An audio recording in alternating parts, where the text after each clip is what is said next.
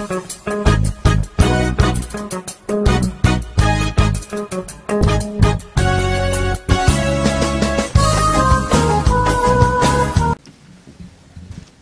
le vice-président, faut-il s'étonner qu'il y ait autant d'indifférence dans le pays par rapport à ce présent exercice budgétaire?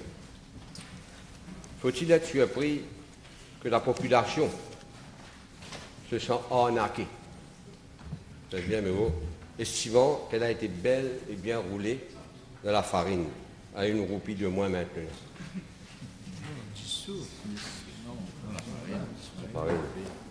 Monsieur le vice-président, la population constate avec une énorme déception que depuis les dernières élections générales, la météo politique et économique n'annonce rien de rassurant.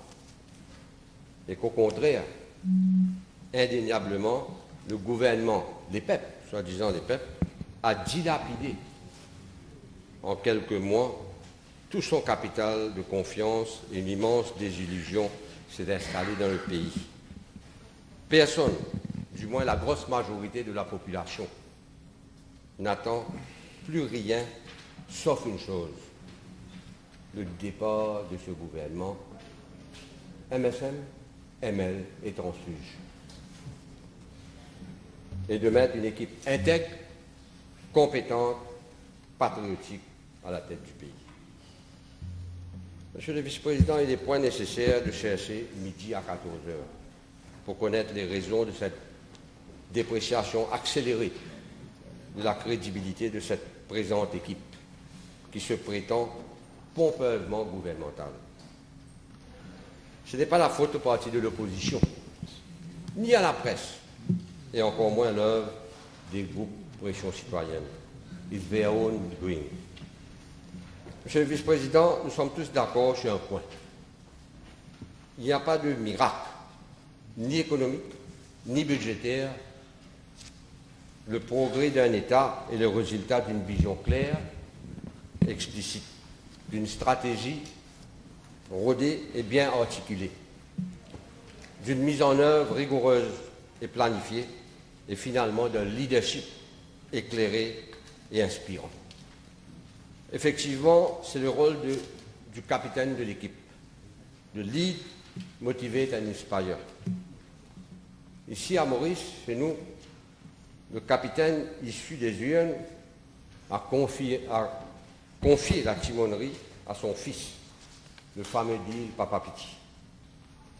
Celui qui a été choisi pour le remplacer n'a ni les qualités de leadership, ni l'expérience et encore moins la pointe et la légitimité.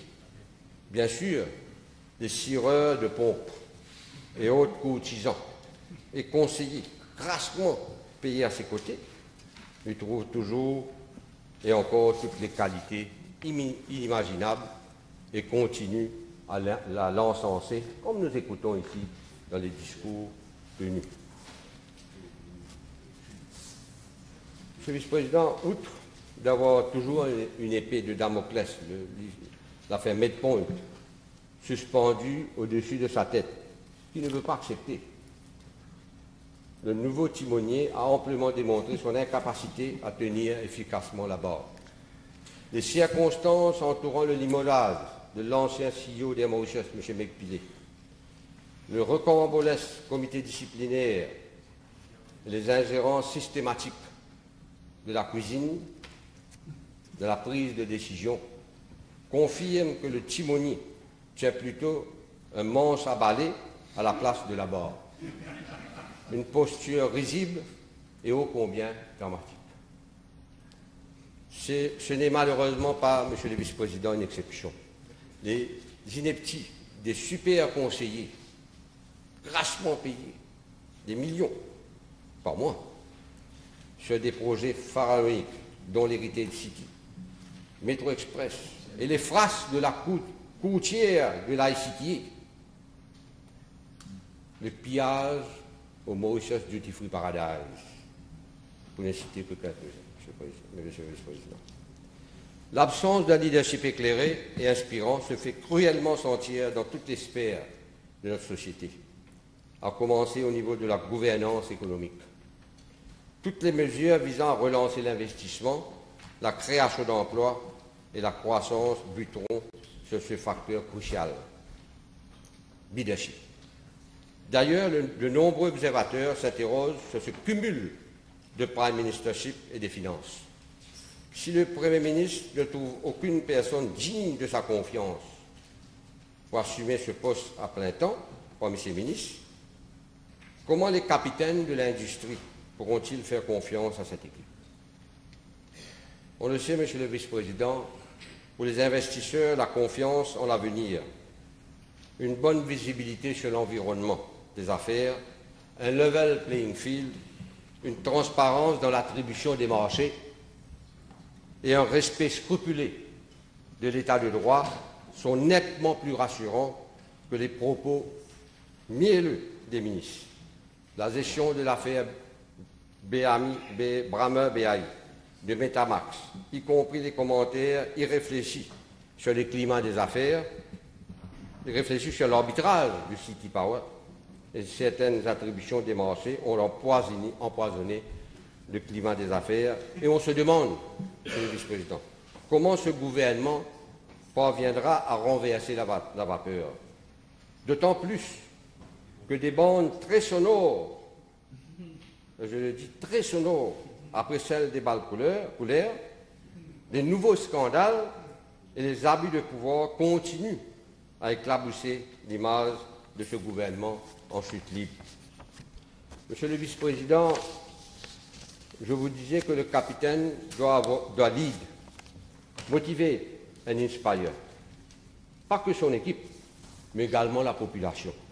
Parce que si miracle il y en aura, ce sont les Mauriciennes et les Mauriciens qui le réaliseront à l'école, à l'usine, sur les chantiers, dans les bureaux, sur les bateaux de pêche et dans les champs. Nos ressources humaines représentent notre plus grand atout, et c'est notre population. Par son assiduité au travail, sa discipline et sa productivité qui fera progresser le pays. Mais cette population, Monsieur le Vice-président, doit être encadrée, soutenue et motivée.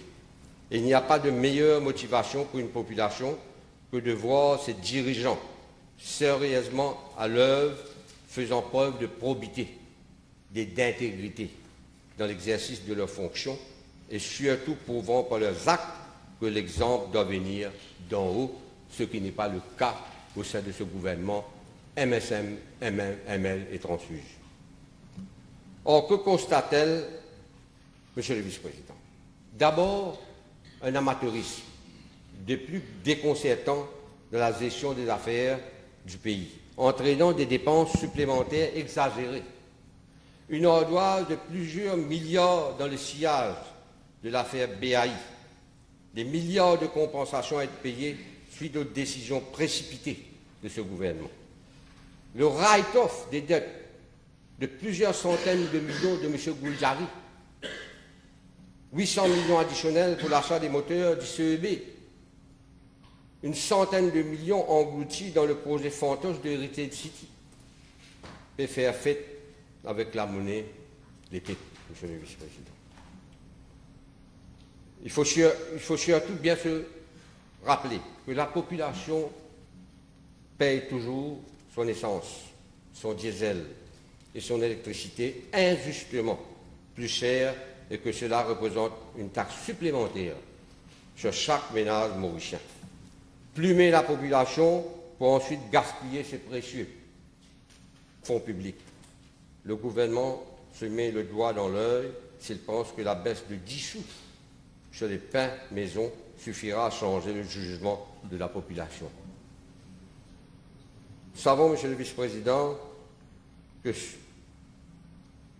les ménages mauriciens, particulièrement ceux au bas de l'échelle, mais aussi ceux de la classe moyenne, rencontrent, malgré le faible taux d'inflation, des énormes difficultés à boucler le budget familial, tandis que le salaire minimal fourni se fait toujours attendre, le salaire maximal est légion pour une poignée de potentats.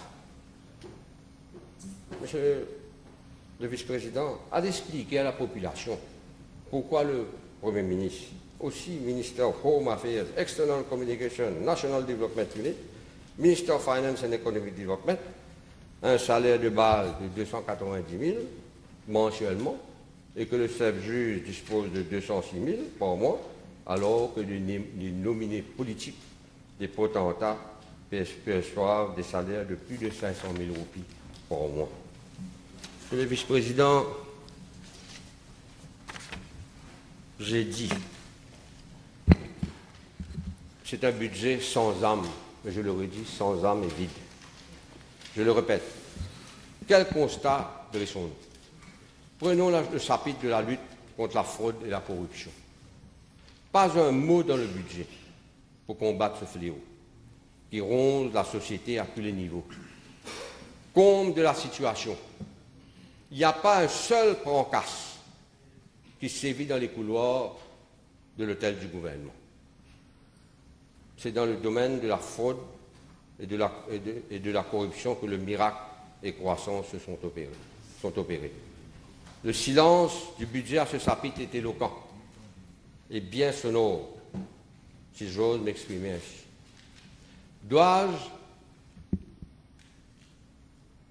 Doit-on rafraîchir la mémoire du Premier ministre et ministre des Finances à l'épisode de l'entremetteuse d'affaires avec des commissions de 10% facturées aux promoteurs des projets et qui a été forcé contre son gré à prendre la porte de sortie?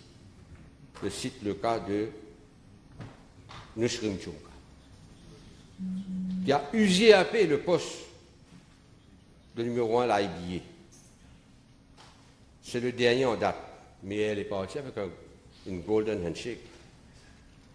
Doit-on lui rafraîchir, le Premier ministre des Finances, la mémoire du gouvernement aussi, de l'affaire Vijaya Sampath, très proche des dirigeants de ce corner of government, pour parodier une expression dont la paternité revient à celui qui se reconnaîtra.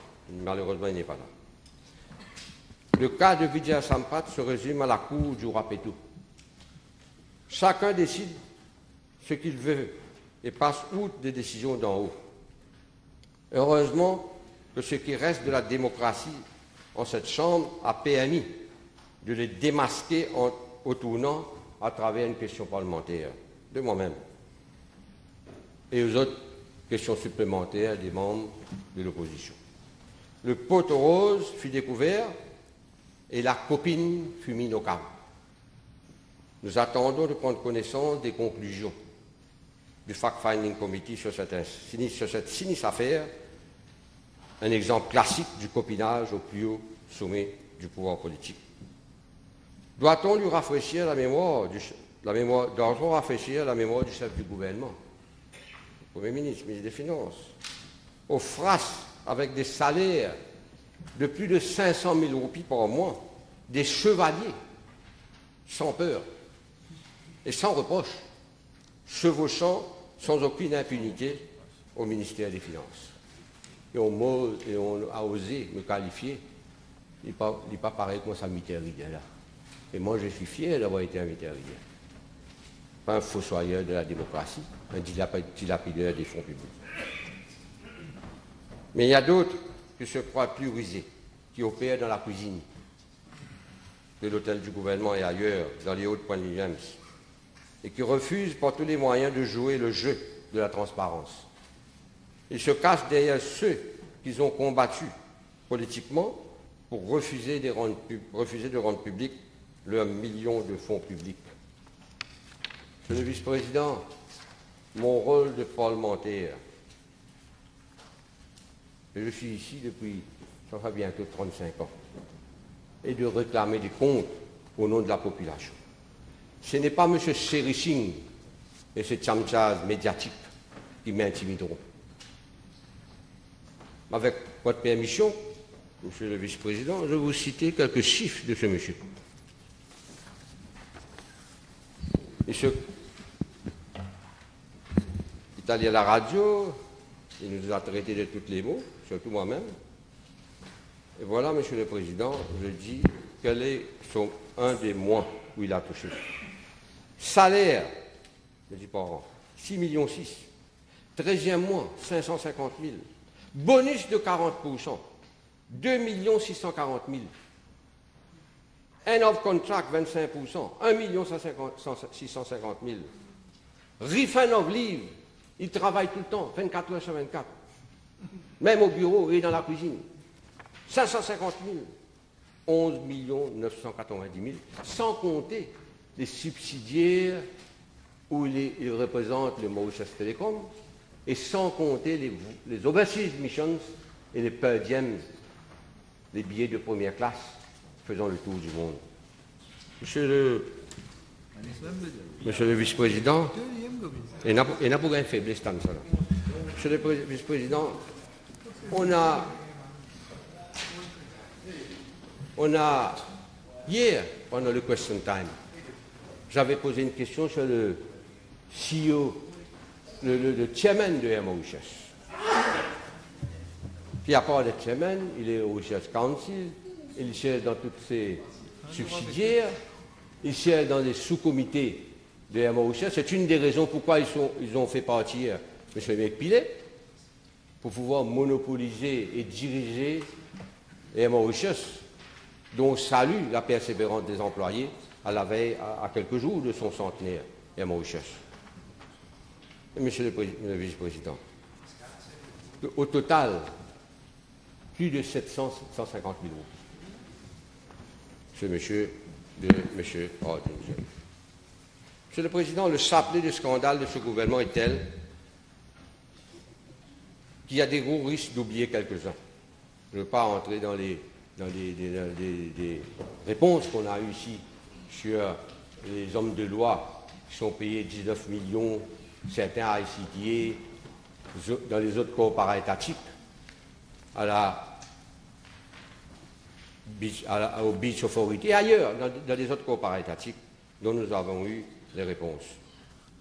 Mais l'affaire d'Alvaro Sobrino, avec sa connexion au plus haut niveau de l'État, est encore loin, Monsieur le Vice-président, de livrer tous ses secrets. Une question simple.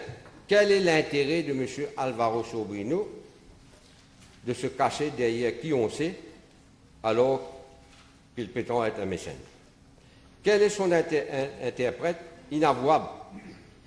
Qui a été son agent pour qu'il puisse obtenir un banking license? Monsieur le Vice-président, these answers, the answers to these questions are pregnant with meaning.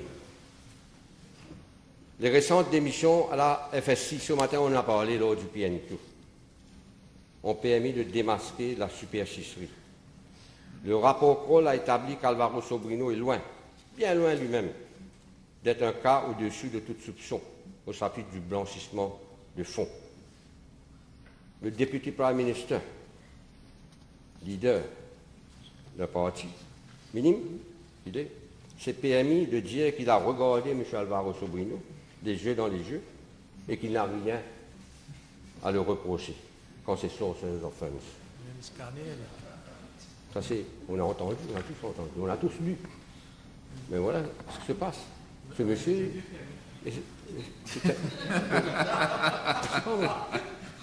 c'est un ange, ce monsieur Sobrino.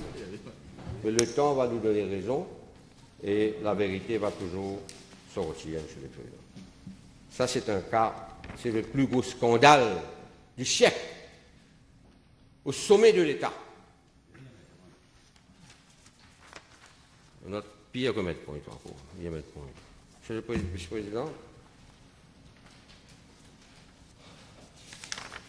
la population éprouve un ressenti certain par rapport à ce double langage, à cette politique de poids et de mesure et ce double jeu. Et la colère gronde. Eux, ils n'entendent rien. Ils sont protégés par les vipsous et les motards. C'est sur cette toile de fond que ce présent exercice se fait et naturellement la population se montre extrêmement prudente et ne se laissera pas berner une fois de plus. Elle a entièrement raison et ces débats télévisés que nous avons, le live coverage, vont permettre à la population de vivre cette réalité.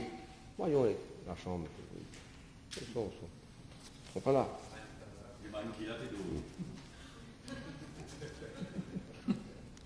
Monsieur le Président, Monsieur le Vice-président, à l'instar de mes collègues de ce côté de la Chambre, après avoir situé le contexte budgétaire, je voudrais maintenant aborder certaines questions de fond.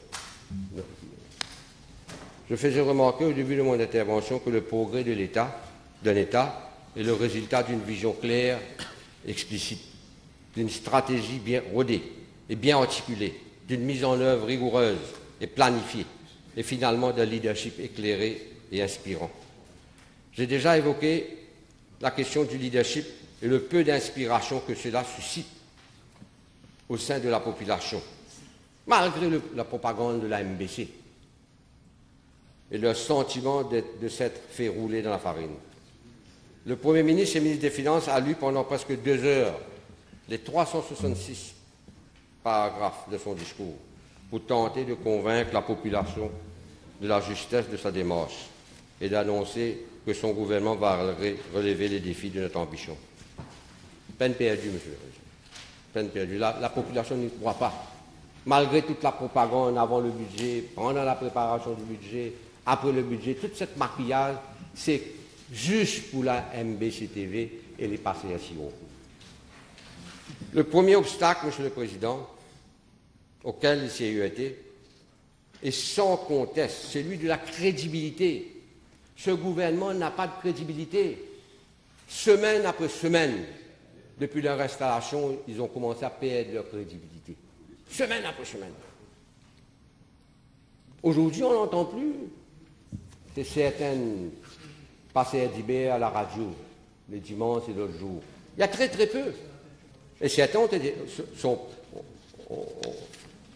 des cachets du centre-est pour venir à la radio. Mais on ne les entend plus. En effet, Monsieur le Vice-président, se basant sur le nombre d'annonces faites l'année dernière, est resté sans suite. La population se demande, avec raison, combien de ces nouvelles promesses seront effectivement réalisées au cours de ces prochains mois. Exécution des projets. Idem pour les projets de développement, dont presque un tiers de la dotation n'a pas été utilisé pendant l'année financière 2016-2017, soit presque 3 milliards. Pour ces 2 années, le gouvernement évoque souvent les longues procédures du Central Procurement Board, alors que dans les faits, c'est le manque de planification et de suivi qui provoque ces retards. Le deuxième obstacle est le pessimisme latent, qui s'est durablement installé dans le pays en raison, d'une part, de l'absence d'une stratégie rodée, claire et bien articulée, et surtout comprise, entraînant ainsi une adhésion de la population. Et de l'autre, une façon de faire qui parfois fait frémir en raison de l'amateurisme qui est affligeant et qui caractérise ce gouvernement. La priorité de la population reste l'indispensable relance de la machinerie économique afin d'offrir une nouvelle palette d'opportunités aux salariés, aux demandeurs d'emploi, aux jeunes et aux femmes. Ce sont ces réponses qu'attend la population, Monsieur le Vice-président. Les foyers mauriciens veulent retrouver un nouveau souffle, afin de pouvoir juguler avec leurs dépenses courantes, les mensualités, les leçons devenues si particulières. Alors que pour le gouvernement, l'unique priorité semble, après la chasse au coffre-fort, le démantèlement du conglomérat BI et le projet avorté d'Heritage City et le métro express en mode d'express, qui est devenu rétro-express, coûte que coûte. Monsieur le Vice-président, tout le monde souhaite une solution durable au coûteux et stressant problème de congestion routière. Mais paradoxalement, ce projet ne suscite avec raison que méfiance et scepticisme au sein de la population. Et c'est tout à fait compréhensible. En effet, après avoir vilipendé ce même projet, ne voit-il pas que le gouvernement veut maintenant en faire son porte-drapeau? Et cela dans l'opacité la plus totale.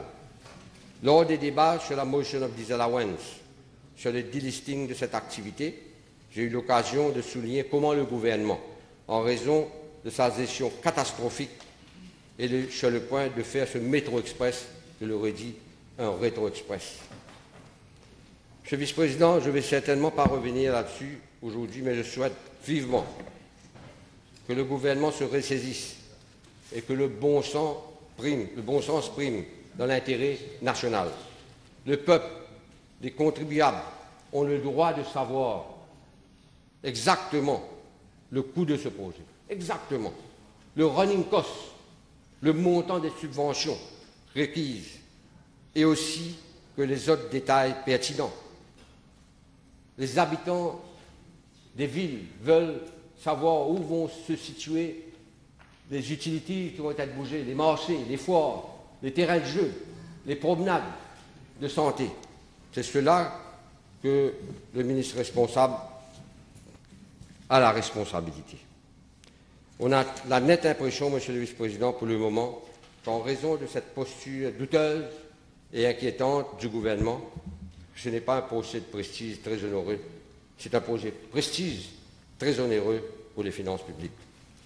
Monsieur le Président, puisqu'on est au chapitre d'infrastructures publiques, permettez-moi d'ajouter quelques commentaires, d'autant plus que le budget fait état de investing massively in the infrastructure of the future. Le ministère dont M. l'honorable Boda a la responsabilité. Hier, en mon absence, il m'a fait mention de maître à mon égard. Maître Bagouane. C'est moi un rapport. Maître. Il m'appelait maître. Perhaps he's confusing me with his brother-in-law. Maître Trilochan, who pocketed 19 million from the coffers of the state for 2 days' work. So you can't compare me. So I am a master in politics. I am master of all, not like brother-in-law. Like your brother-in-law. Monsieur le Vice-président, tout en étant d'accord sur la nécessité de moderniser le réseau routier, non seulement pour accroître la fluidité du trafic,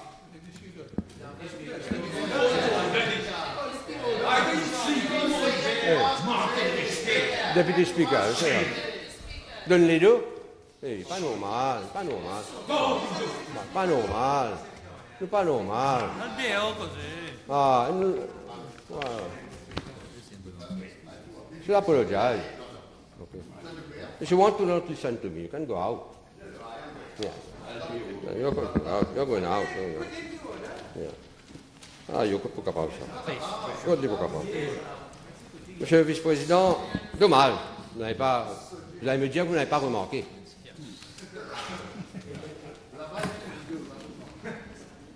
Je leur ai dit, Monsieur le Vice-président, tout en étant d'accord sur la nécessité de moderniser le réseau routier, non seulement pour accroître la fluidité du trafic, mais aussi et surtout pour améliorer drastiquement la sécurité de nos routes, il est plus que nécessaire de tirer les leçons qui s'imposent par rapport aux précédents projets exécutés. Intervenant ici même lors du Land Drainage Authority Bill, j'avais évoqué quelques aspects que je permets de reprendre, puisque cela concerne directement les infrastructures. C'est capacity building, sinon vous n'allez pas réussir. Transparent procurement exercise for award of contracts. Vous avez passé beaucoup de temps à critiquer, mais ce qui se passe est troublant des informations qu'on a sur le procurement. La RDA n'a pas été modernisée jusqu'à maintenant, malgré tous les effets. Il y a eu quelqu'un qu'on a importé, Mauricien, mais on doit avoir les réponses sur le staffing, sur le système qui a été mis en chantier pour remoderniser la RDA, qui va être responsable pour les projets des milliards. Quality Assurance. Le ministre a fait état d'un nouveau type de produit qu'on est en train d'utiliser. Il faut aller voir le quality of work which is being done these days. Even by graded contractors. Le quality assurance laisse à désirer. C'est cela la responsabilité. Et c'est l'argent public. Et des milliards, je le dis. Le ministre a même lancé, suite à ma question, à une intervention de moi-même à l'ajoutement, sur l'état des routes à Goromandel pour le Beau-Bassin. Il a lancé le projet chez nous à Goromandel. Très bien. Il faut voir la qualité du travail. Je ne dis pas que c'est mal fait, mais il faut voir globalement aussi. vous avez critiqué pour ce qui a été fait dans le passé. Il faut voir maintenant, mais oui, et derrière, enforcement and maintenance. Ce n'est pas seulement, on a parlé, mon collègue le Raptirin a fait état du road marking l'autre jour. Mais moi, je l'ai dit ici à plusieurs reprises, depuis des années, la qualité du road marking. Le ministre, lors des débats sur le budget l'année dernière en comité state, nous avons fait ressortir la qualité du road marking.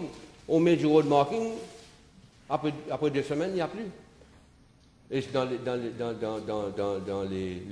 les autoroutes, par exemple la route de la Vigie, c'est l'endroit où il y a les accidents pronériales. C'est l'élément important, le road marking, surtout le soir, et même le jour, le enforcement et maintenance. Monsieur le vice-président, avant de clore sur ce chapitre, il est de mon devoir de soulever la question de sécurité routière.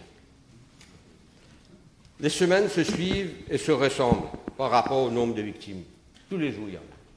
Tous les jours, il y en a. C'est en augmentation et c'est très alarmant.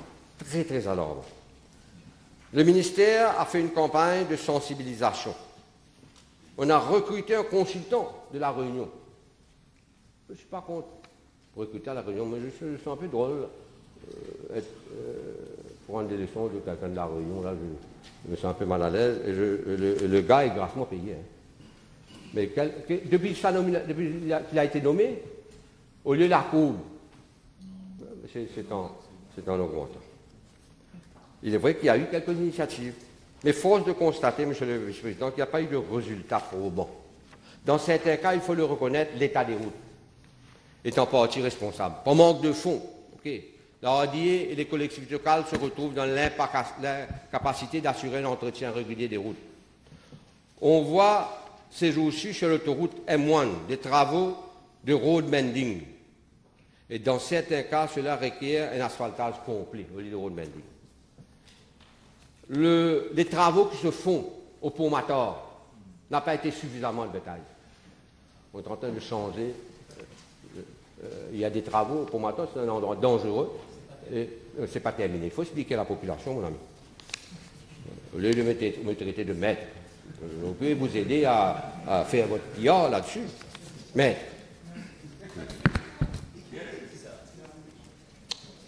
monsieur le vice-président, je présume que ce sont des mesures d'économie, mais nous risquons de le payer plus cher autrement.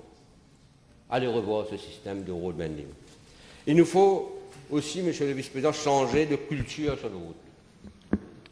Si l'éducation, dès le préscolaire, est cruciale, il nous faut aussi légiférer et accroître les contrôles routiers. Ce n'est pas en faisant des spot checks, des trucs haphazard. Il faut qu'il y ait une campagne soutenue, utilisant la radio, la télévision et les moyens. Il ne manque pas. Mais aujourd'hui, on peut même utiliser des cellulaires. Pour passer les messages au niveau de road safety. J'estime qu'il est grand temps, monsieur le vice-président, de considérer la possibilité d'introduire une surveillance routière par des motards et des policiers en civil. Moi, je crois qu'il faut passer à notre étape de faire la surveillance routière par des motards en civil et des policiers en civil. With plain clovers and traffic wardens. Pas nécessairement pour verbaliser, mais surtout pour conscientiser, éduquer et combattre les mauvaises habitudes. Parce que nous sommes devenus une population de mauvaises habitudes, et l'exemple est donné par le gouvernement, qui sont ancrés de certains conducteurs depuis trop longtemps. Monsieur le vice-président, je saisis l'occasion pour attirer l'attention sur une scène épouvantable devenue une boucherie quotidienne. La présence des animaux sur nos routes représente un danger particulièrement pour les motocyclistes, alors que les propriétaires de ces animaux agissent en criminels en laissant les animaux domestiques flâner dans les rues à leur risque et péril. Chaque citoyen doit assumer sa part de responsabilité afin de mettre un terme à ce massacre. Il y a un massacre épouvantable. Monsieur le vice-président, je termine avec le ministère de Maître Bouddha. Puisqu'on a parlé de l'environnement sur nos routes, je voudrais, avant de aborder un volet, la gestion environnementale. L'intention du gouvernement de réduire nos émissions de gaz à effet de serre de 30% vers 2030 par rapport au business as usual scénario est certainement louable. Nous savons tous que le changement climatique impose de nouveaux défis sur la planète tout entière, même si les petits États insulaires demeurent plus responsables. Nous sommes fiers, même Paul Béranger, Premier ministre, le gouvernement, d'avoir tenu le sommet des petits États insulaires à l'île Maurice, avec la présence du secrétaire général des Nations Unies, et il y a eu le Mauritian Declaration. Dommage, il n'y a pas eu de suivi, et je crois que l'île Maurice doit être en avant sur le problème des petits États insulaires, qui demeurent plus vulnérables. Il ne suffit pas de coucher un objectif sur papier seulement. Il faut identifier précisément les secteurs concernés par cette réduction. Les projets à être exécutés et établir un calendrier rigoureux pour y parvenir. Nous souhaitons donc l'établissement d'une roadmap pour nous permettre d'atteindre cet objectif et de rendre public ce roadmap. Certes, un investissement plus soutenu dans le secteur des énergies renouvelables nous permettra d'avancer plus vite sur ce dossier. La bombe à retardement, je le redis, Monsieur le Vice-président, environnementale demeure la gestion des déchets. Déjà, la collecte, l'opération du site d'enfouissement technique et des stations de transfert engloutissent des centaines de millions de roupies que nous sommes appelés à voter chaque année, mais qui n'est guère une pratique durable. C'est plus durable, ce système. Sur le plan institutionnel, il est normal que le ministère de l'Environnement soit à la fois... Il n'est pas normal que le ministère de l'Environnement soit à la fois juge et partie. En effet, la gestion des déchets est placée sous l'ombrelle de ce ministère, alors que c'est ce même ministère qui a la responsabilité d'établir les normes relatives à la gestion des déchets. Nous devons introduire le tri des déchets et la collecte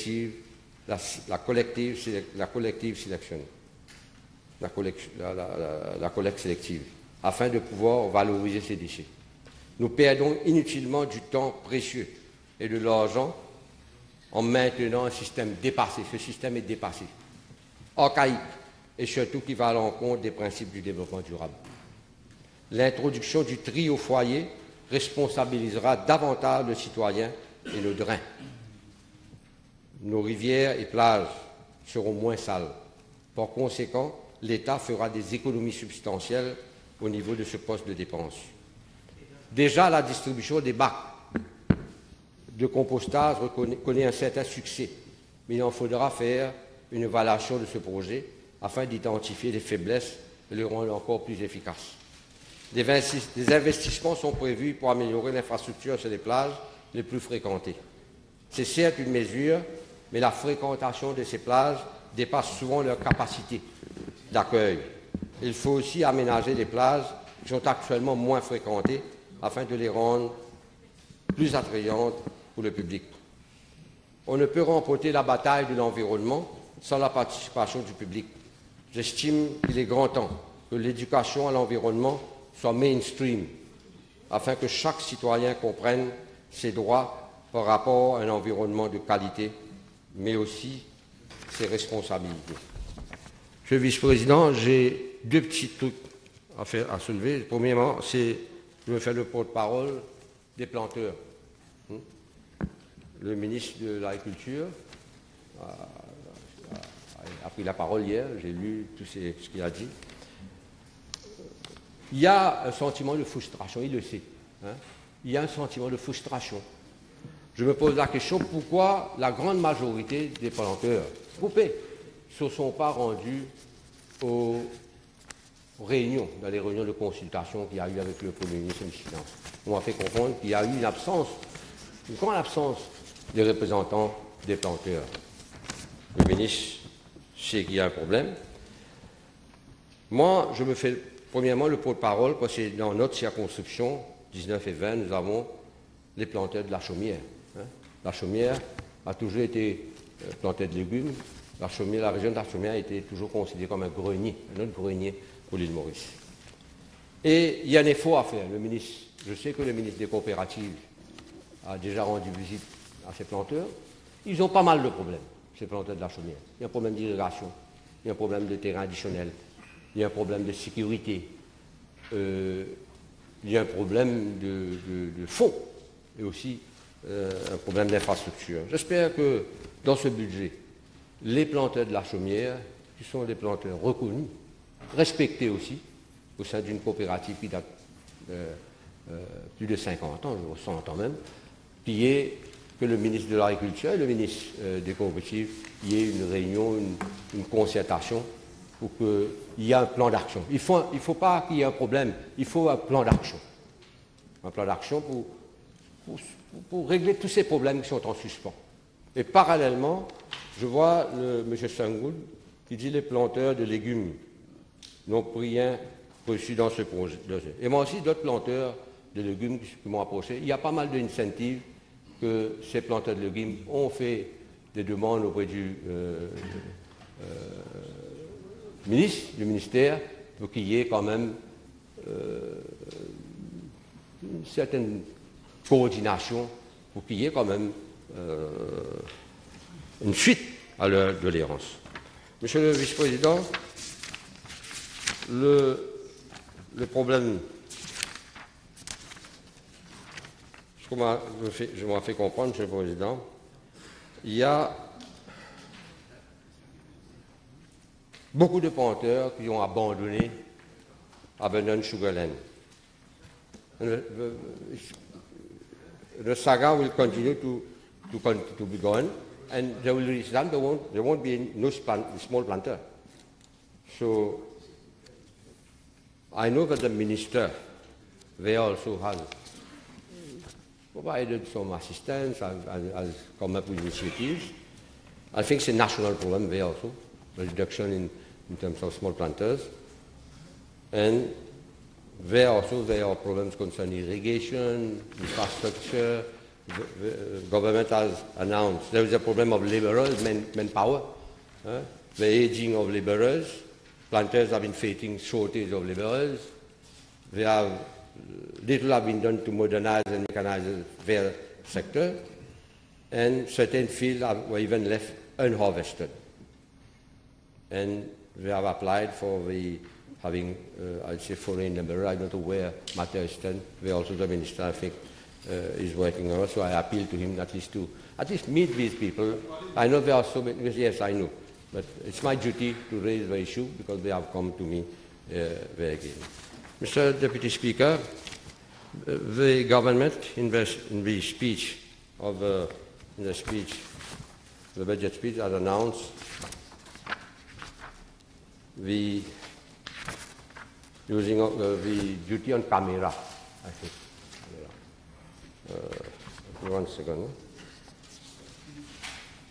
CCTV cameras. CCTV cameras with video surveillance system.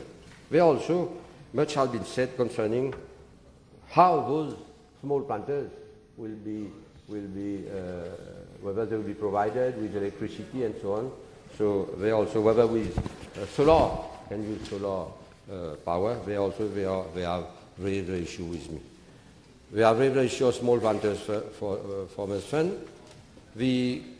For me, one point, Mr. Deputy Speaker, the issue of macadamia. I think this is an interesting project which can be done in our forest areas. I think the FARE must work on that because this project is interesting for the foresting of our ever-reducing forest areas. I know the Minister is working on that. I think FARE needs to be given clear and targeted mission. What can I appeal to the Minister is to meet these people and see how he can, with dialogue, discuss their problems and see whatever help he can give to the small planters and other planters with regards to, for example, they told me, removing duty on their TV VAT on lorries. They don't have funds.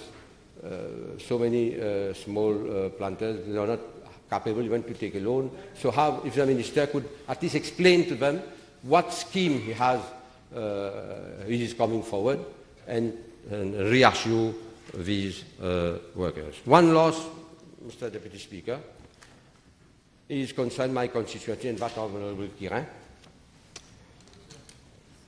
Last year, in the budget,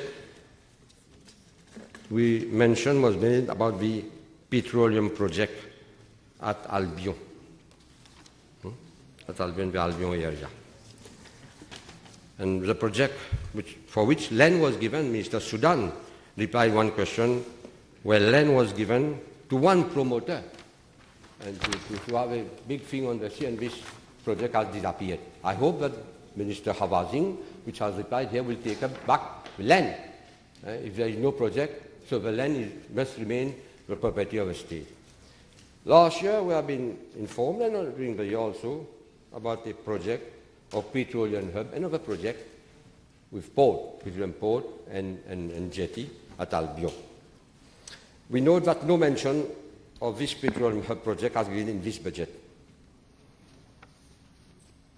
So the public of Albion region, and also the surrounding region, would wish to have more details of project instead of hiding information. So if the public of the Albion region could, the Ministry of, I think, Industry could make public, give a description of the project. Whether the people asking, whether feasibility, sociological and environmental studies will be carried out. Whether études du sol et des fonds marins will be done, because we know the Albion area. Whether there will be an EIA certificate. The expected environmental damages, whether there will be public consultations. This is what is being asked by the public of Albion, and I hope that government, before going ahead full swing with the project, will explain to the public, give maximum information to reassure the inhabitants of the region of Albion and surrounding of the project, the new project of petroleum hub in Albion. Mr. Deputy Speaker, that was what I had to say on the budget. This government has its majority in this House. It has a parliamentary majority with the MSM, ML and transfuge, I call it MSM, ML and transfuge government. The government is in majority in the House, numerically. But outside the House, bagasse. Bagasse. Only in front of him, I call it now Pravin Broadcasting Corporation. In front of their passion. But outside is very hot for the government. Writings on the walls. Arrête de faire l'arrogance. Arrêtez politique petit copain. Arrêtez coquin. This is what the people is saying. Arrêtez l'arrogance. Arrêtez des millions, 500, 600, 700 000. And their days are counted. As at today, I can say, not only years, months remaining for them. And I wish, I pray, some of my good friends on the side, which have been elected for the first time, can be elected a second time. If not, I'll ask them, please run and take your duty free before it's too late. Before it is too late. Because what the people of Mauritius is asking is for a vrai changement, a change. There is need for general election. There is need to pass crash here and remove all these arrogant people at the head of this government. We have a prime minister which has not been elected as prime minister. He was not president prime minister.